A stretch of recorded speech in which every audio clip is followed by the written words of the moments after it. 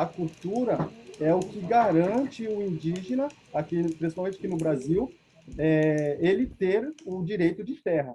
Desde o momento que ele se ausenta, ele fica muito visado assim, não, tipo, mas vocês aí falando talvez, porque a gente temos que lutar com o governo, não tem outro jeito, não tem outra alternativa.